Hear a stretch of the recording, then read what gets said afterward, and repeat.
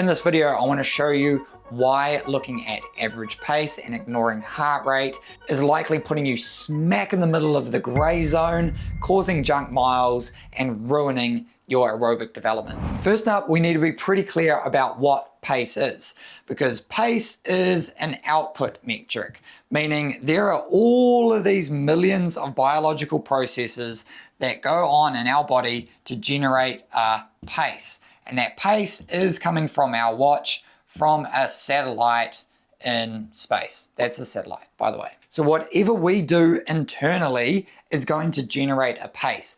A pace does not tell us how hard we're working. On a dead flat run in ideal conditions without any wind, pace does very much correlate to the amount of internal work that we're doing. But as soon as we integrate some form of elevation up or down, headwind, tailwind, temperature, distance, duration, all of these factors mean that the amount of energy that we're utilizing can go up and pace does not change. So therefore, pace cannot dictate how hard we're working. We dictate what the pace is, and that's why it's an output metric.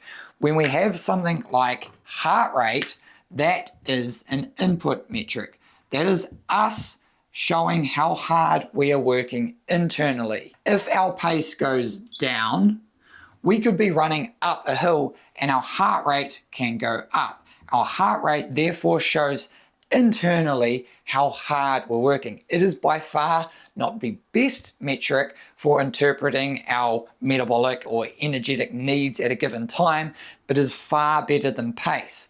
Then more recently, we have power, but that is still an output metric.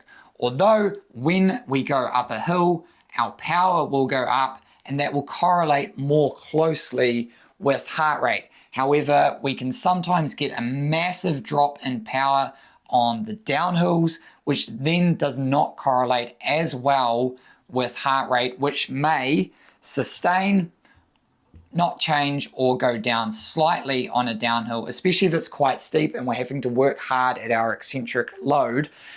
Then all of these mean that we, one, need to integrate all three, but more importantly, we understand that pace is not the idyllic metric that we think it is, because it can have so many variables internally that it's just not accounting for. So using pace as your sole measure of progress or how well you did in a run and ignoring your heart rate is inevitably going to leave you into the gray zone and produce some junk miles.